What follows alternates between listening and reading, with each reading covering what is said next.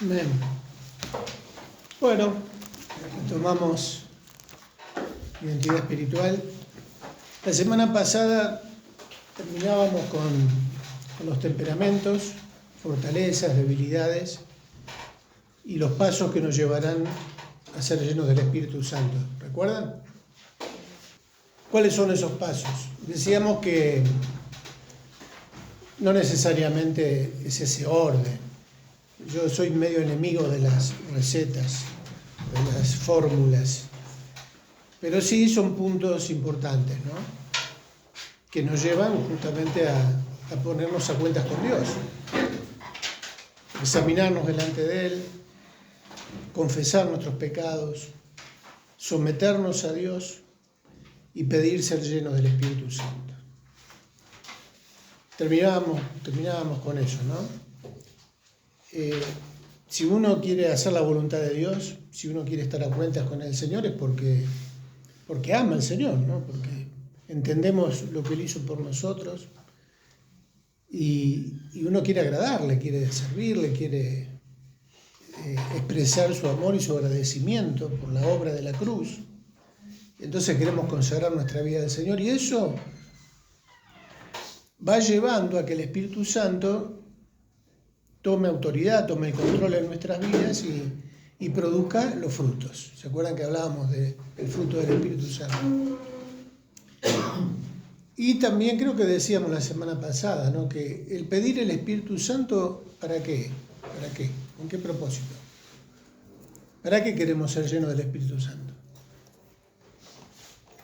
Para tener de Dios. ¿Para? Para tener el carácter de Dios.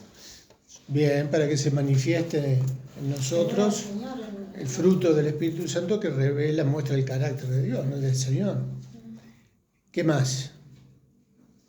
Para crecer. Para crecer, llevar fruto. Y ser una bendición también para la iglesia. Y es cumplir la voluntad de Dios, porque la voluntad de Dios es que seamos llenos. Exactamente, muy bien. Estoy copiando, ¿no? El último punto. ¿Sí? Para ser testigos de Jesús. Eso... Yo a veces quiero quedarme ahí un poquito, porque mucha gente pide el Espíritu Santo porque quiere farolear. ¿Se entiende el término farolear? Sí. Y a veces tenemos que corregir eso porque a veces se pretenden tener experiencias místicas, ¿no? Recibir dones sobrenaturales, tener visiones. Uy, qué lindo sería tener esas experiencias, ¿no? Ir al tercer cielo. No querés nada tampoco.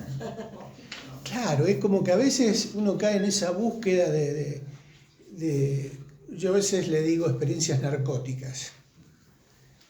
Porque es pasar por sensaciones. Tener sensaciones en el espíritu.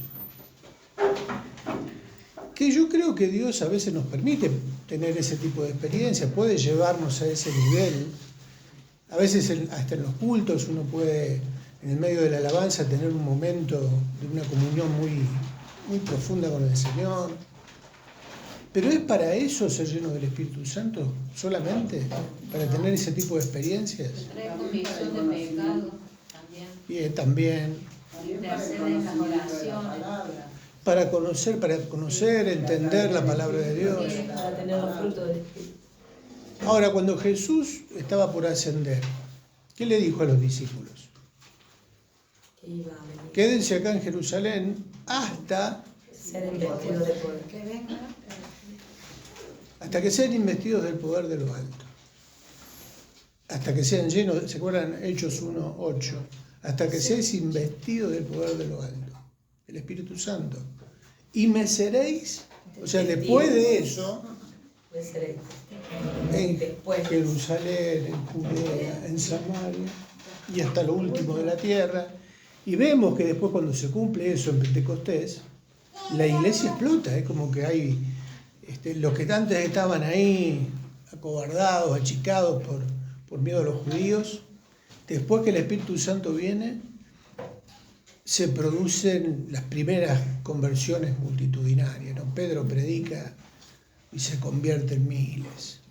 Jerusalén se divide entre los que creían en el Señor y los que no. Sacudieron la sociedad. Empiezan a salir a partir de ese momento los primeros misioneros. Tienen que organizar la congregación porque ya se les escapaba de las manos. Nombran los primeros diáconos. Llenos del Espíritu Santo, los diáconos. No había diferencia entre diáconos y apóstoles. Las mismas condiciones espirituales eran pareja para todos. Esteban, lleno del Espíritu Santo. Impresionante, ¿no? Y yo creo que a veces nos quedamos más con las lucecitas, con las cañitas voladoras, con el espectáculo y aquello que realmente en la iglesia primitiva significó un crecimiento, un avivamiento, ¿sí? No sé si decía avivamiento, podríamos decir, que permitió que la iglesia creciera, que se expandiera, el compromiso para enfrentar los peligros, los problemas. No, si el Espíritu Santo es para tener problemas, no lo quiero, dice. No me dé el Espíritu. Pero ¿qué pasó? Empezaron las primeras persecuciones. Pablo, cuando empieza su ministerio, él tenía que conocer en carne propia lo que significaba, Jesús lo dijo, ¿no? Va a saber lo que significa padecer por mi nombre. Pero aún así todo, él fue lleno del Espíritu Santo. Los apóstoles padecieron por causa del Señor. Y si no hubieran tenido el Espíritu Santo, no hubieran podido resistir. Bueno, para la iglesia de hoy también es lo mismo. O sea, tenemos que buscar eso. Pedir ser lleno del Espíritu Santo para eso. Lo otro es yapa, ¿no? Las otras experiencias que podamos tener son regalos del Señor, ¿no? Que nos sirve para alentarnos, para animarnos. Pero bueno, uno anhela eso, ¿no? Y van a llegar tiempos en donde vamos a necesitar más el Espíritu Santo para eso que para disfrutar de experiencias espirituales en los cultos solamente. Ante las circunstancias difíciles pedían hablar con denuedo. Claro. No que lo sacaran de... No había manera de pararlo. No podemos dejar de decir lo que hemos visto y oído. Cuando unos días antes estaban encerrados y Pedro, que niega al Señor porque no quería padecer por él. Ahora resulta que, ¿qué pasó? El Espíritu Santo. Continuamos hoy con el punto 10. ¿Todos tienen la hojita? Nadie. No me diga. Bueno, el punto 10 tiene como título genograma. ¿Qué es esto? ¿Escucharon hablar del genograma? ¿Qué es un genograma? Se usa en medicina. En realidad es una especie de... En medicina es la historia clínica. ¿Escucharon hablar de la historia clínica? Bueno, sí, todos tenemos una historia clínica. Bueno, Mónica Adobato, que es doctora, nos decía, nosotros usamos genograma. Pero claro, y ahí nos explicaba algunos detalles. ¿Y qué es eso? Es una historia del paciente en donde se registra las enfermedades que tiene, las que tuvo, también la que va a tener, también se registra en el genograma. Pero aparte de eso, la historia familiar, los antecedentes familiares. ¿Nunca le preguntaron así en alguna consulta, tu papá, tu mamá, en la familia hubo alguien? ¿Vieron? Bueno, eso tiene que ver con el genograma, porque ellos trazan una línea que tiene que ver con la genética, con la historia de enfermedades que hubo en la familia, y más o menos van trazando ahí un informe que ayuda a elaborar el diagnóstico. Las enfermedades con ciertas predisposiciones, ¿no? En lo que tiene que ver no solo con la medicina, en otras disciplinas también se usa lo mismo, y en lo espiritual también. Y uno diría, ¿de dónde sacaste eso, Triqui? Nunca escuché hablar de un genograma. Yo tampoco había escuchado hablar de eso, hasta que investigando y consultando, Solo un jueguito. bueno, en Córdoba hay se usa en psicología también, el genograma. ¿Se acuerdan de Miguel Megruni?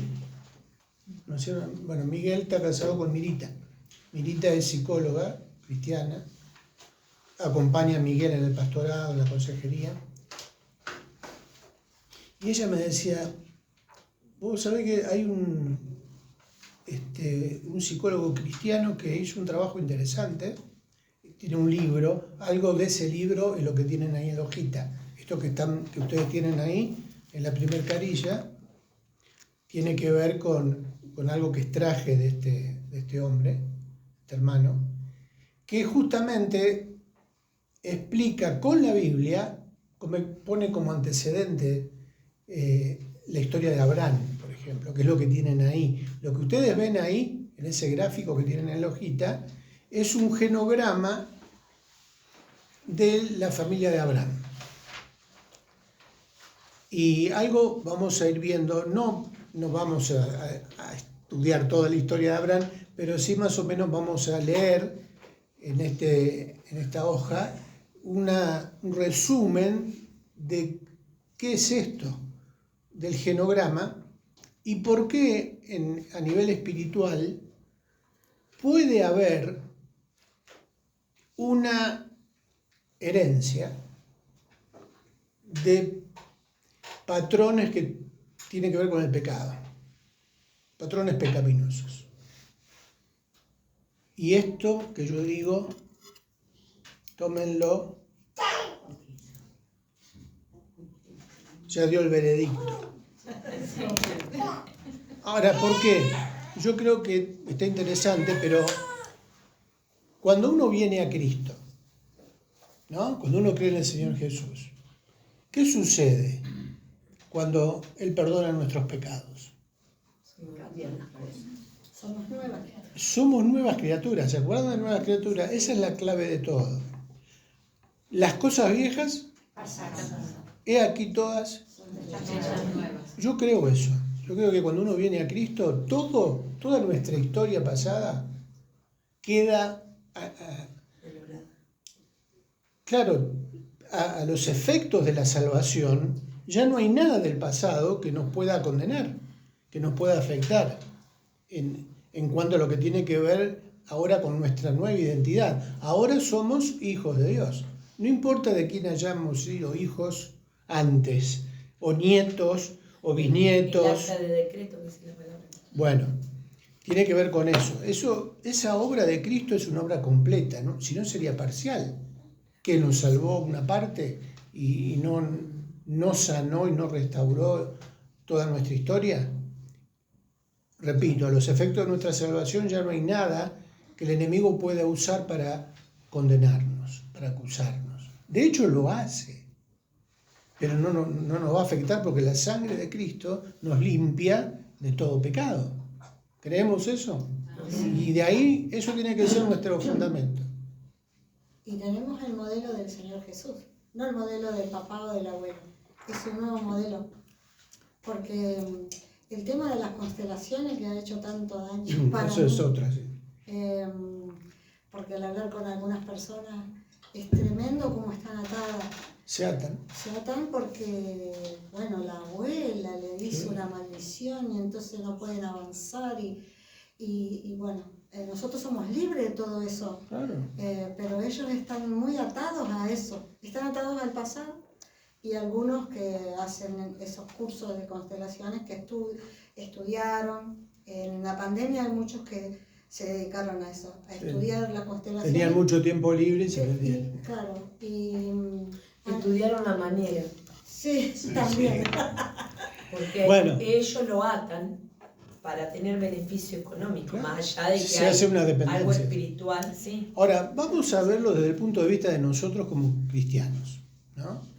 Ya sabemos lo que Cristo hizo por nosotros, la efectividad de la cruz, la suficiencia de la cruz, no hace falta, no hay que hacer algo más para tener esa seguridad. Ahora, lo cierto también es, un falso profeta argentino dijo, la única verdad es la realidad. Un estadista, un político estadista que murió, decía eso, la única verdad es la realidad. Ahora, ¿por qué esta frase? Porque de hecho sucede en la vida cristiana que todavía quedan resabios, o quedan rasgos, o quedan cuestiones, acuérdense de la clase anterior, del temperamento, que tiene que ver con una cuestión genética que le damos, pero que también deja sus marcas, ¿no? Hay evidencias que son lógicas. O sea, a ver, decíamos, en cuanto a lo genético, ¿no? Uno no puede negar de que, me decía un amigo, no, es innegable que Santiago es tu hijo. Pero no porque lo escuchó hablar o porque se conoce los gustos, no, porque lo veía como caminaba. Porque hay cuestiones que son naturales. Pero también, y eso sí, también es innegable porque se ve en la práctica, que nosotros también tenemos en nuestra familia historias que tienen que ver con pecado, con ataduras, con vicios, con tendencias, con costumbres familiares que se mantienen en la familia, las tradiciones. Pero también en lo espiritual, vamos a ir viendo, ahora vamos a leer, pero vamos a ir viendo ejemplos en la Biblia de familias y de personas que todavía mantienen cosas o se les quedan pegadas cosas a nivel espiritual por causa del pecado. Es una cuestión espiritual. Cuando vemos en Éxodo, los 10 mandamientos, ¿no? En donde Dios dice, bueno, lo vamos a leer más adelante. Cuando hablan de ese pasaje, vieron que dice que iban a ser la tercera y cuarta generación de los que me aborrecen. O sea, había como de parte de Dios, como una consecuencia espiritual sobre las generaciones que venían después. Repito, todo eso en Cristo se cortó, no hay que tener miedo de eso. Pero que algo de eso existe, también es cierto y no lo podemos negar, porque ya estando en Cristo, ¿se acuerdan la obra del Espíritu Santo o le tengo que hacer otra vez? Bueno. ¿Vieron los 3 círculos concéntricos? ¿Qué hace el Espíritu Santo cuando viene a nuestro espíritu? Comienza una obra de transformación, de santificación, y en esa obra de santificación, ¿qué va haciendo? Limpiando. Va limpiando, va diciendo, esto ya no más, esto lo tenés que sacar. Y ahí es donde tenemos todos los textos del viejo hombre y el nuevo. Desvestirse del viejo para vestirse del nuevo. En ese proceso vamos descubriendo cosas. El Espíritu Santo saca a luz cosas que todavía podemos tener ahí como una influencia que el enemigo usa. Acuérdense de la lucha entre la carne y el espíritu. Siempre va a haber una lucha entre la carne y el espíritu. ¿Y qué hace la carne? ¿Qué hace el enemigo? Aprovecha las debilidades de la carne para tentarnos porque sabe que ahí hay un antecedente. Ahí hay algo que quedó. Y eso es lo que utiliza para tirar basura. O para tirar basura a nuestra mente y tentarnos con cosas. Entonces, esa lucha sigue estando, a pesar de que ya somos hijos de Dios, o no tenemos esas luchas. Bueno, y cada uno tiene su historia, su propia lucha por sus propias debilidades.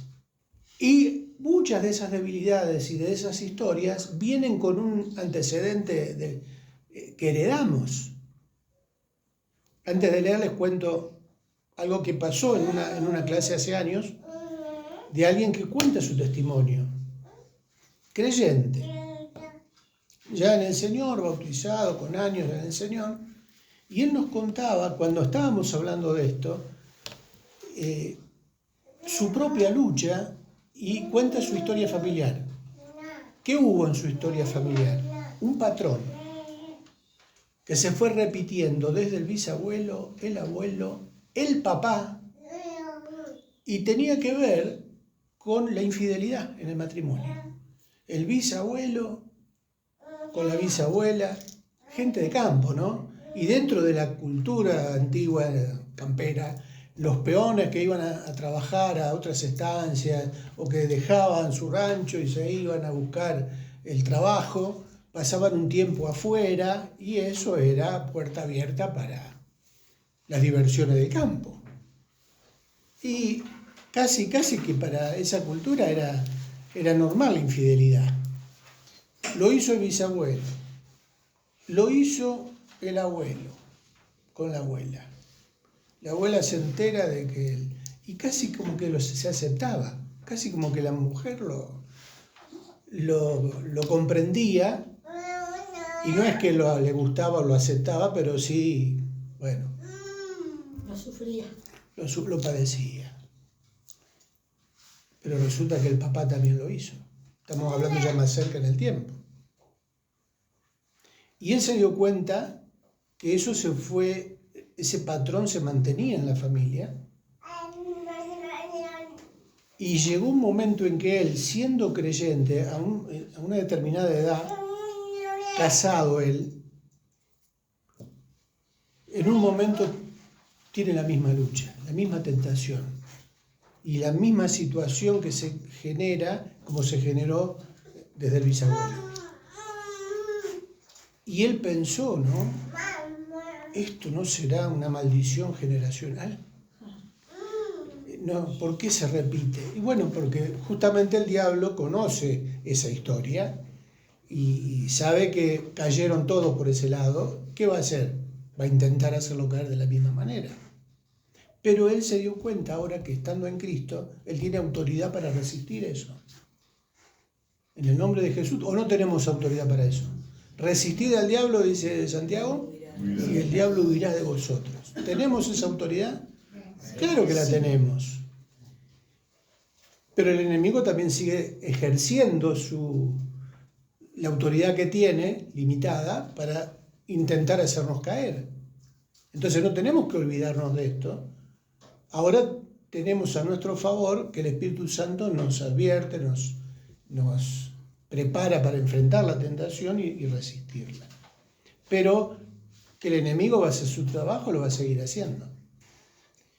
De la misma manera, también, una hermana, esto es más cercano en el tiempo, nos comparte también en una clase. Por eso yo los aliento que también compartan, sientan esa libertad, ¿no? Porque no se enriquece. Que en su familia había algo que se repetía en las mujeres de la familia. Cuando tenían un bebé, no podían amamantar.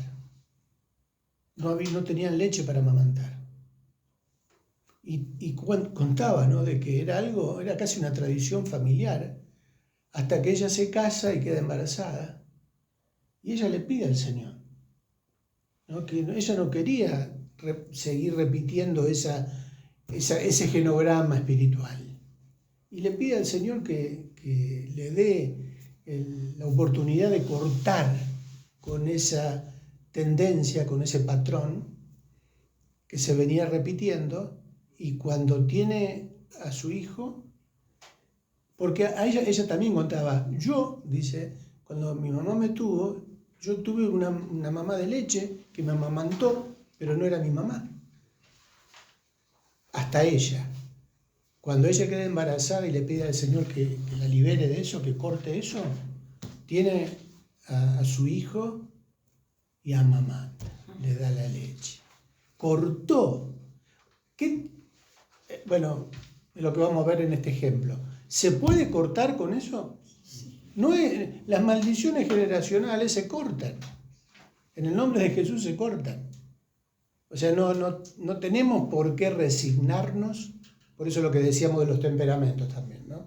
A veces se lo toma como un horóscopo que bueno, soy así y voy a ser así. No, en el nombre de Jesús hay poder para cortar eso. Y si alguien de este grupo tiene alguna historia parecida, que no es para que la cuenten tampoco, pero algún temor, alguna inseguridad, o a veces hasta con las enfermedades, porque la medicina dice, bueno, tenés altas probabilidades de que esta enfermedad... No, ¿por qué? Si Dios quiere que eso se corte, se corta. No tenemos por qué aceptar eso con resignación, como una condena sobre nosotros que ya no tiene salida. Sí, hay salida. Entonces, explicando esto y contando esto, porque yo quiero que de entrada no tengan ese temor de decir, bueno, quiere decir entonces que porque en mi familia pasó esto. No, ahora en Cristo somos nuevas criaturas, las cosas viejas pasan, salvo que nosotros las querramos mantener. Ese es el problema. O sea, las querramos mantener. Por la ignorancia, pensemos que también nos va a pasar a nosotros. ¿Se entiende? Entonces, vamos a la hojita, como para ver qué pasó en esta historia bíblica con esta familia, que nos ayuda a ver cómo esto se ve también en la palabra de Dios, ¿no? Tenemos como título, decíamos en el punto 10, genograma, y debajo, Abraham, Isaac y Jacob. ¿Podés arrancar, Adri? Sí. Rastrear la historia familiar de Abraham, Isaac y Jacob en Génesis 12:50 es otro poderoso ejemplo de bendición generacional y patrones pecaminosos que se transmiten. Las bendiciones son tan significativas que llegan hasta nosotros hoy. Sin embargo, pocos lectores notan que los pecados y la inmadurez emocional también se transmiten de generación en generación. Miremos el genograma adaptado. ¿Sigo? Bueno, vamos a tratar de identificar ese gráfico. Vieron que hay una línea negra en el margen izquierdo superior, en donde están Abraham y Sara, y después hay una línea punteada que corresponde a Agar. Abraham tuvo dos mujeres, Sara y Agar. El cuadradito simboliza el hombre y el círculo la mujer. Abraham con Agar tuvo un hijo que se llamó Ismael, que es lo que aparece a la izquierda de Abraham, y ahí ven que hay una rayita oblicua así negrita, Sí. una barra. Eso significa el corte, un corte. Simboliza un corte, esa barrita. Pero después con Sara, Abraham tiene como a Isaac como su primogénito. A su vez Isaac se casa con ¿quién? Rebeca. Y Isaac y Rebeca tienen a Jacob y a Esaú. Fíjense que con Esaú aparece otra barrita, como que ahí se corta y se va perfilando una línea. Esa línea negra que continúa sería la descendencia de la promesa, ¿no? Podríamos decir. Aunque con Ismael y con Esaú también la historia continúa, pero ahí ya continúa en lo que hoy es conocido como el mundo árabe. Y de ahí los conflictos todavía existentes entre árabes e israelíes, ¿no? Tiene que ver con esto. O sea, el conflicto que está sucediendo hoy en el mundo tiene origen acá. O sea, se mantuvo en la historia. Pero en la línea de Abraham y Sara, después que Isaac con Rebeca tienen a Jacob y Esaú, después aparecen por debajo los hijos que uno encuentra en la historia de José, ¿se acuerdan? ¿qué pasó con la historia de José? ¿Se acuerdan qué pasó con José? Fue vendido. ¿Por qué fue vendido? Porque José tuvo esos sueños proféticos, ¿no? En donde, bueno, termina en Egipto José. Ahora vamos a llegar a eso. Pero es como que hay algo que también en esta línea generacional se repite. ¿Qué cosas se repiten? Esos patrones que hablábamos recién, ¿no? Cosas que suceden. Es mentira. Por ejemplo, ahora vamos a ir leyendo. Leíste hasta adaptado. Por lo menos 3 patrones comunes vemos ahí. ¿Puedes seguir? ¿Sí?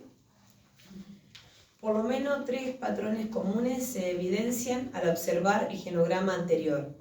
Primero, un patrón de mentiras se evidencia en las 4 generaciones y su intensidad se incrementa en cada una de ellas.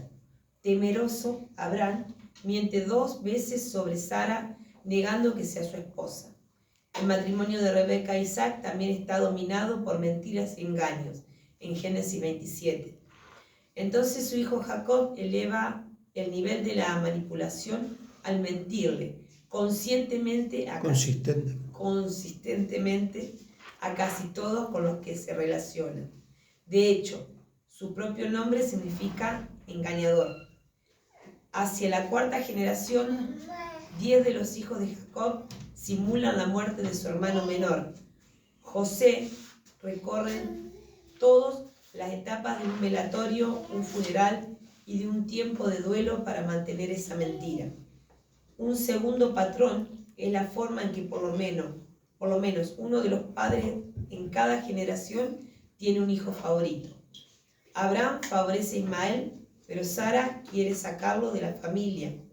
Isaac favorece a Esaú y quiere que reciba la poderosa bendición familiar. Y Jacob favorece a José y después a Benjamín, el más joven de sus 12 hijos. Tercero, la rivalidad fraternal y la ruptura de relaciones entre hermanos dan lugar a tensiones que aparecen en 3 generaciones sucesivas. El roce entre Ismael e Isaac con el tiempo lleva a la ruptura entre ambos. Estas tensiones y divisiones se mantienen hoy en los antagonismos del Medio Oriente entre árabes y judíos. Esaú y Jacob se convierten en enemigos declarados. Una vez que Jacob roba la bendición de Esaú, por último a José lo separan de sus 10 hermanos mayores durante la mayor parte de su vida adulta. La simple confesión de un genograma es más que reparar nuestro árbol genealógico. Nuestra familia es el grupo más poderoso e influyente que ha incidido sobre lo que hoy somos. Bien. Gran verdad. La familia. La familia. ¿Se dan cuenta de que no es raro esto? O sea, este análisis en la familia de Abraham realmente nos muestra que estas historias se repiten o no en nuestras propias familias. Bueno, problemas entre hermanos, cuando son muchos hermanos, ¿no? Problemas de relación, el problema de la mentira que se mantiene, ¿no? La clásica frase, ese ejemplo que se ponen siempre, cuando viene alguien y el papá dice, decile que no estoy, ¿no? ¿Qué pasa con el hijo que escucha eso? Sí, va a ser un mentiroso. O sea, va a tener una situación parecida, y si mi papá lo hizo. Son esos patrones que se repiten o esos ejemplos que se toman. En la familia de Abraham, la mentira, el problema con Sara, bueno, todo lo que estuvimos viendo, todos esos ejemplos, ¿están en la palabra de Dios o no? Sí. Es lo que hicieron los hermanos con José, cómo con mentiras fueron organizando hasta el duelo, el tiempo de duelo, todo para que su padre, aceptara esa pérdida como que ya no iba a volver, hasta que la mentira sale a luz. Bueno, pero esa es la historia para leerla. Pero se va repitiendo a lo largo del tiempo. Pero si ustedes prestan atención, por ejemplo, en la barra, en la última, de José con sus hermanos, ¿aparece un corte ahí? Sí, sí. ¿En dónde aparece el corte? José. Con José y Benjamín. Ahí se termina la mentira, sale a luz la mentira y se corta. O sea, que se puede cortar o no. Sí. Bien.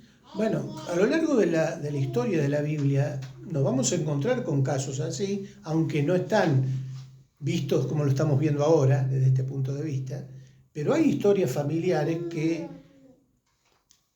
ponen en evidencia algo que seguramente tuvo un origen en el pasado. ¿Vieron cuando Jesús con los discípulos estaban en un momento en donde los discípulos le dicen, ¿quién pecó, este o sus padres? ¿Se acuerdan de eso? Porque ya se ve instalado eso, como que una desgracia viene por algo. Es como si fuera una condena, una sentencia por algo propio o del pasado que lo pagan los hijos. Bueno, no me voy a adelantar porque tenemos ese texto ahí.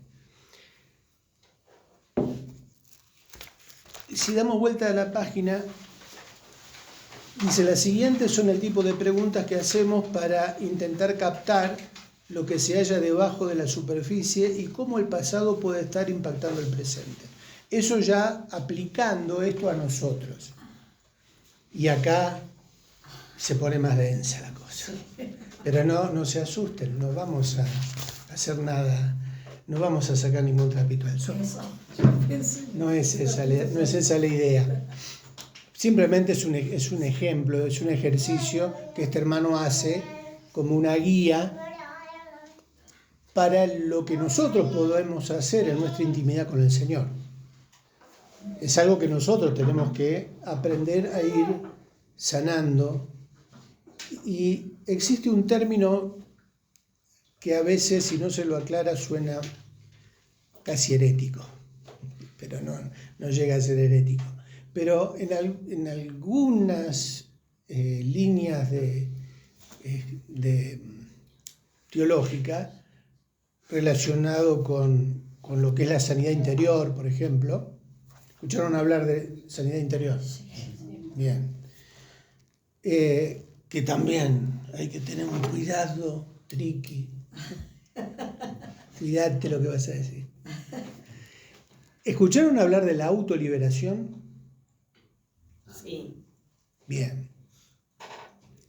Ya el título ese hay que tener cuidado porque se lo puede interpretar mal y de hecho se lo interpreta y se lo aplica mal.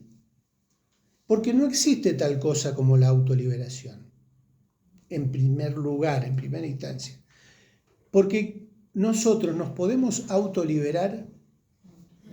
No, el Señor. ¿Quién es el que tiene poder para liberar? ¿Quién nos libera? Cristo. Amén. ¿Estamos de acuerdo? ¿Está claro eso? Sí. No digan que el triqui está enseñando autoliberación. Pero sí, también es cierto que nosotros, acuérdense de cómo termina la clase anterior, nosotros sí podemos dar pasos para no volver a ser atados, no volver a ser esclavizados por nuestra historia familiar. Cuando nos examinamos, ¿se acuerdan los pasos que vimos? Nos examinamos a nosotros mismos, le pedimos al Espíritu Santo que saque a luz aquellas cosas ocultas.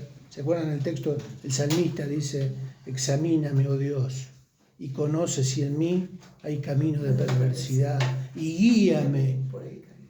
Esa oración no necesitamos un tercero que la haga por nosotros. Nosotros la podemos hacer. En ese sentido, nosotros podemos recorrer este camino buscando en la presencia de Dios que Él nos muestre, saque a luz aquello que está oculto o que nosotros no distinguimos. Confesarlo, reconocerlo, sí, Señor, esto está en mi vida. Porque quizás ahora nos estamos dando cuenta que hay algo, o en nuestro temperamento, o en nuestra tendencia natural que nos lleva por ahí a caer en alguna tentación. Qué casualidad, siempre la misma. Y también esa misma tentación tiene que ver con mi historia familiar. Bueno, pero ahora el Espíritu Santo nos la muestra. ¿Y qué hacemos? Confesamos. Sí, Señor, esto está en mi vida, pero no lo quiero tener más en mi vida. Esa oración no la puede hacer otro por nosotros. Nosotros la tenemos que hacer. Señor, esto está en mi vida, pero no lo quiero más en mi vida. Y en el nombre de Jesús, renunciar a eso, no quererlo más. Y después seguimos con esos pasos en donde le pedimos al Señor que nos perdone, que nos limpie, que nos cambie la cabeza, ¿no? Que nos enfoque en otra cosa y que nos vaya santificando y llenando con su Espíritu Santo. Como resultado de eso, ¿qué se va a dar? ¿El enemigo va a tener lugar para entrar otra vez? Porque ya identificamos, rechazamos, resistimos en el nombre de Jesús, porque somos hijos de Dios y tenemos el Espíritu Santo que nos permite hacerlo. En ese sentido, sí, podemos decir que por nosotros, con el Señor, por supuesto, podemos darnos cuenta, sin depender de ningún psicólogo, de ningún gurú, de ninguna constelación familiar,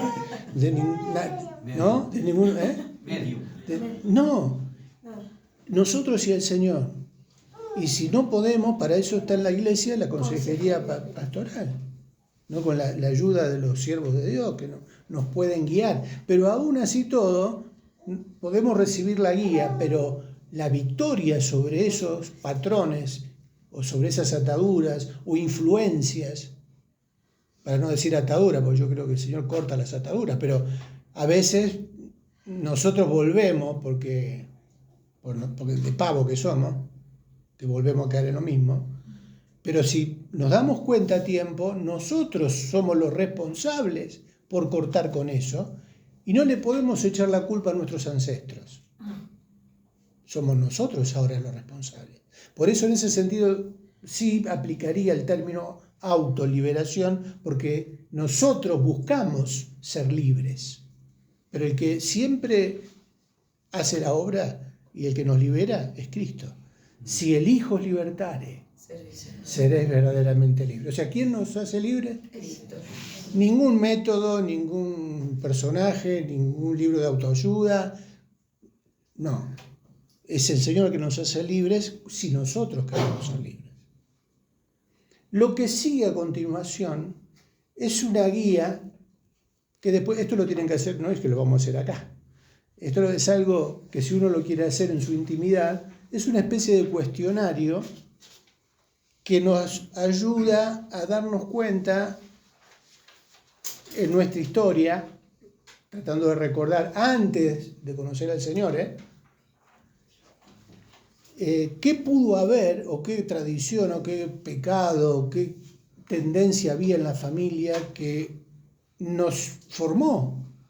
Vieron que al final dice, lo que leíamos antes, que la familia es una influencia fuerte que nos fue formando, ¿no?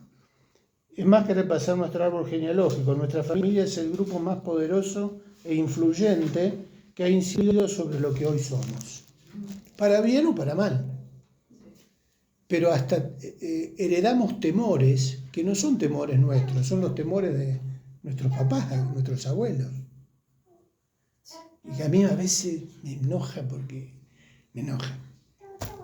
Hay en la familia sobrinos que nunca quisieron tener perro. ¿Por qué? Y odiaban los perros. ¿Y por qué los odiaban? No sabían por qué lo odiaban. ¿No? Pero la razón ¿cuál era? A la mamá la mordió un perro. Entonces su fobia a los perros se la transmitió a los hijos.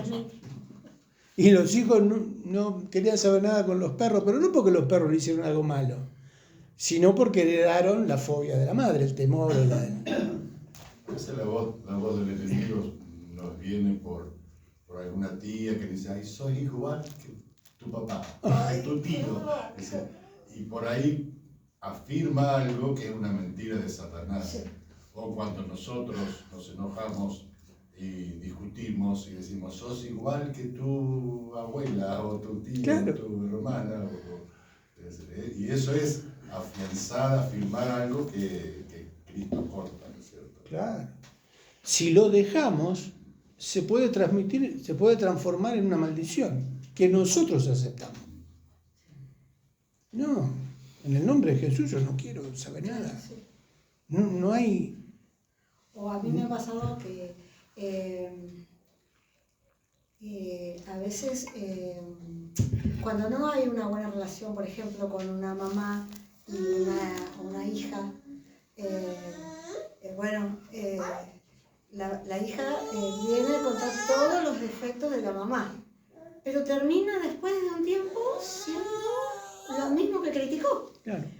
Porque es como que a veces, por eso necesitamos tanto de la consejería espiritual o pastoral, ¿no? Porque no nos damos cuenta, cuando estamos enredados en un problema y la persona empieza a hablar, es como que, queda todo ahí y el que está ayudando es el que puede hacerlo ver. No es el que libera, pero sí el que muestra algo oculto, porque Satanás hace eso.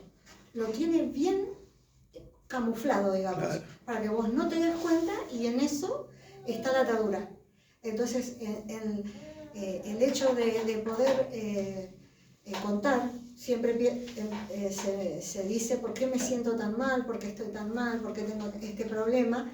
Y cuando la persona empieza a contar, la persona que está escuchando, dirigida por el Espíritu Santo, es como que le hace ver, como se que da le cuenta pone y dice el espejo, claro. y ahí empieza a haber yo digo, es una liberación, ¿no? Es que bueno, ahí es donde el Espíritu Santo saca a luz, Sí.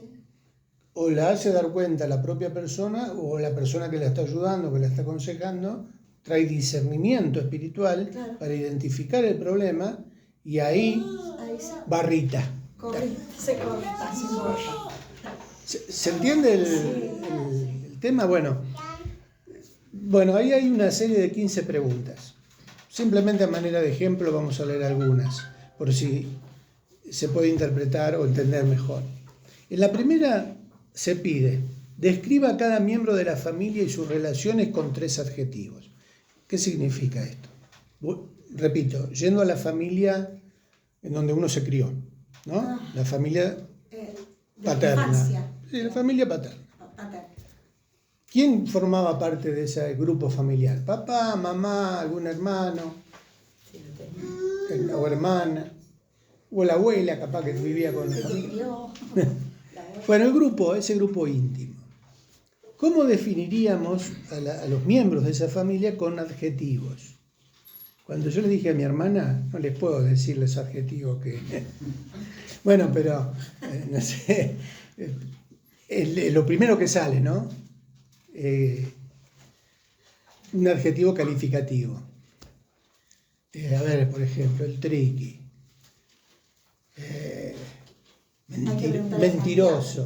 Mentiroso, audaz, cara dura. 3 adjetivos. Ninguno. Bueno, estamos hablando antes de conocer al Señor, ¿no?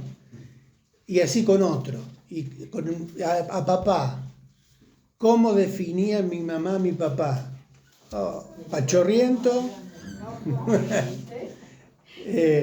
Bueno, y así. Y al revés, y con cada uno. ¿Por qué se pide esto? Porque esas primeras impresiones o adjetivos que salen de la otra persona ya está hablando de cómo es mi relación con esa persona, o cómo fue mi relación, o cómo lo veía yo. Más o menos se va captando. Ya el que hace el test, el que después analiza ese test, ya va haciendo su informe, su diagnóstico. Mirá cómo era la relación entre hermanos, o entre papá y mamá, o entre papá y los hijos. Vieron que uno de los factores en el genograma de Abraham eran los hijos favoritos? ¿Hay favoritismo? ¿Hubo favoritismo en nuestra familia? ¿Me peleaba yo con mi hermano porque era el preferido de papá o de mamá? Hace tanto daño eso, ¿no? ¿Vieron que es interesante, no? La segunda pregunta dice, describa las relaciones de sus padres. ¿Cómo se llevaban los viejos entre ellos? ¿No? Tercero, ¿cómo se manejaron los conflictos en su familia? Los disgustos, las tensiones, ¿cómo se manejaron? ¿Cómo se enfrentaban? ¿Cómo se resolvían? 4. ¿Cómo se desarrollaron los papeles y la autoridad según el sexo en su familia? ¿Quién llevaba los pantalones en casa? ¿O cómo se daba esa relación de sujeción o de reconocimiento de autoridad? ¿Qué tan bien funcionó su familia al hablar sobre los sentimientos? Yo me acuerdo que en mis casos, cuando éramos chicos, con mi hermana, mis primos, los hombres no lloran. Y no me vengas acá con lloriqueo, eso no es de macho. No, ese tipo de bajadas de línea, ¿no? Y no traer problemas o quejas, porque eran signos de debilidad en nuestras generaciones. En mi familia Tana, mi papá se sentaba y nunca se levantaba para buscar algo en la cocina. Eso era terrible. Era todos nosotros calladitos, porque él estaba en la punta, había que respetarlo, y jamás él se iba a levantar o iba a hacer un mandado con los bolsos, así como va a hacer todo. Pero Se cortó. Pero qué bárbaro. Justo la pegaste. Yo la pegué. Pero era también todos los tanos que el abuelo era así y todos los tíos eran así.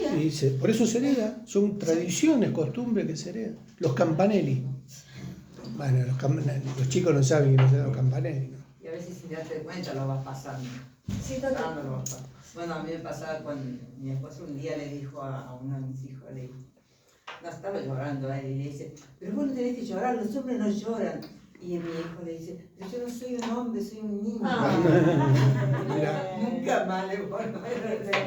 Y lo cortó, se lo cortó él. La generación que se sabe defender porque usa mal la cabeza. ¿Cómo lo describiría su familia? O sea, ¿cómo nuestra familia nos describiría a nosotros? ¿Cómo cree que su familia piensa de usted? Terrible. ¿Cómo se habló o no se habló sobre la sexualidad? ¿Cuáles fueron los mensajes implícitos? En la familia, en la mesa, en la casa, ¿se hablaba? No se hablaba. Nosotros aprendíamos en la calle o en el colegio. ¿No? Sí, no se hablaba. ¿Hubo algunos secretos familiares, tales como embarazos fuera de matrimonio, incesto o escándalos financieros mayores? Secretos familiares, cosas que se tapan, ¿no? Historias por ahí vergonzosas o escándalos que se ocultan. ¿Qué se consideraba exitoso en su familia? ¿Cuáles eran los modelos de éxito para nuestros padres, nuestros abuelos? Mi hijo el doctor. No, vos tenés que ser. No, si no, sos un fracasado. Tener plata. Claro. La platita. ¿Cómo se manejaba el dinero, hablando de plata? Eso. ¿Cómo se manejaba el dinero? La espiritualidad, los días festivos, las relaciones con la familia extendida. O sea, son varias preguntas en una, ¿no? Pero también cada respuesta a esas preguntas van pintando los rasgos de la familia y lo que nosotros heredamos.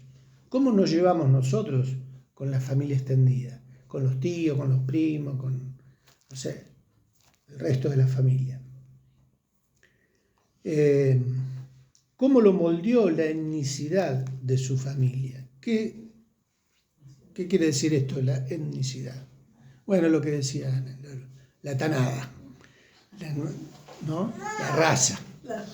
Moni viene de una raza eslava, ucraniana. Y cada raza tiene sus rasgos, ¿no? Hasta sus rasgos físicos, pero también las costumbres, hasta la salud, porque ya vienen con una tendencia en cuanto a la contextura o a la resistencia a ciertos climas. ¿Vieron que los que están acostumbrados al frío, bueno, en el frío están? ¿Quién? Luquita. Luquita no se sabe de dónde viene Luquita. Hace 10 grados bajo cero y él está haciendo remera. Bueno. La familia Vidieja de ¿Rusa? Ah. Ahí está. De las estepas. Rusa de las estepas. De Siberia. De Siberia, claro. 70 grados bajo cero. Y las razas también tienen sus tradiciones y sus costumbres. Depende de dónde vienen, lo que se hereda de esa línea racial. ¿Había algunos héroes o heroínas en la familia? ¿Chivos expiatorios? ¿Fracasados? ¿Por qué? Si no hubiera sido por tu tío que nos estafó, nosotros no estaríamos así como estamos. Chivo expiatorio, le echamos la culpa al tío que estafó a alguno en la familia o que nos dejó una deuda y heredamos y le echamos la culpa. Y bueno, a veces. O también están el otro extremo, los héroes. Ah, no. Ok, vos no sabés lo que era tu abuelo. Claro, entonces eran los referentes, no eran nuestros héroes. ¿Qué tipo de adicciones, si alguna, existían en la familia? Las adicciones que también se pasan, ¿no? Los vicios. ¿Hubo pérdidas traumáticas en el pasado o presente, tales como muerte súbita, enfermedades prolongadas, nacimiento de un niño muerto, embarazos frustrados, bancarrota o divorcio? También muchas preguntas en una, ¿no? Pero también esas cuestiones traumáticas marcan, dejan una huella y también hasta generan ataduras o temores, ¿no? Temores que se repita la historia otra vez, ¿no? ¿Cómo se expresó espiritualmente ello? O sea, todo esto, ¿cómo se fue dando, se fue manifestando? La lista puede seguir indefinidamente en dependencia del nivel de profundidad a que usted quiera llegar. Porque cuando uno entra a escarbar y a buscar cosas, va descubriendo cosas que no se imaginaba que estaban. Ah, mirá vos, esto era. Y mi sobrino decía, por tu culpa, mamá, tenemos miedo a los perros. Hasta ese momento no sabía por qué tenía miedo a los perros. Bueno, yo tengo a mi hija, la mayor, que yo la traumé. Entonces vivíamos en Córdoba y bueno, colgábamos los ganchos. Y entonces un día mi esposo me enseñó cómo se colgaban los ganchos y bueno, cómo se descolgaban, porque era todo el barrio, no tenía luz casi y siempre el pez venía, nos llevaba los cables y eso. Entonces me dijo, bueno, mami, si yo no estoy, voy a pegar un tirón, dice, al cable para descolgarlo. Yo pegué el tironcito, no, le pegué el segundo tirón y entonces las redes de todos los cables hacían pum, pum, pum, hasta el fondo llegaron del barrio, más o menos así. Entonces yo agarré a mis dos hijos mayores y nos sentamos en la habitación de ellos y yo les decía, no contesten si alguien golpea la puerta. Me había sacado el chico del lado, me logró descolgar como es y yo los mandé adentro. Y en el día de hoy me dice mi hija, dice, mamá, dice, yo vivo del camión de pez y me da Mirá vos. Bueno, más o menos se dan cuenta cómo viene la historia esta. Cuando yo creo que el Espíritu Santo, a medida que va haciendo ese proceso de adentro hacia afuera, sanándonos, santificándonos, restaurando o sanando, va mostrando todo esto y dónde cortar, dónde poner la barrita.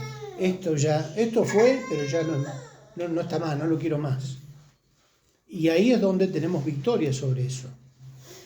Esto simplemente es una guía que con la ayuda del Espíritu Santo en oración, Dios puede ir mostrándonos. Mira, vos vos sos así, porque heredaste esto, porque tomaste esto, porque se te bajó esta línea en la familia y vos lo tomaste, pero no, Dios tiene otra cosa para tu vida, Dios quiere que seas de otra manera. Seguimos la semana. ¿Está interesante? Lo que viene es lo sustancial. Pero por lo menos que esto nos vaya ayudando en la semana a ir pensando y ver, Señor, qué es lo que todavía queda por ahí, que yo no me doy cuenta y que tu Espíritu Santo me quiere mostrar para que yo lo corte en mi vida. Para que no siga esa influencia ahí, quizás, sin que pensamos que está bien. Es como que está ahí, pero una vez el Señor dice, mira, esto ya fue. Desecha esto. Revestite ahora con lo nuevo que yo tengo para tu vida. Y bueno, y ahí es donde vamos a tener victoria. ¿Oramos? Marito, ¿nos querés guiar? Bueno, Padre Dios, te damos gracias por este tiempo, Señor, que tú has acomodado para permitir venir a conocer tu palabra, a indagar en ella, a estudiar, a profundizar esa bendita palabra que nos sana, que nos libera, Gracias. que nos fortalece, nos guía, que tu mismísima palabra, Señor Jesús, tú dijiste estar con nosotros todos los días hasta el fin. Damos gracias, Señor, por cada uno de los hermanos y de tus siervos, Señor Ricardo, que tú le das la sabiduría, Señor, para dar a conocer tu palabra. Sigue guiándonos en lo que queda del día, Señor, y guárdanos de regreso a casa, Señor, y aún prepara a aquellos que van a venir al nuevo curso. En el nombre del Padre, del Hijo y del Espíritu Santo oramos. Amén. Amén. Amén.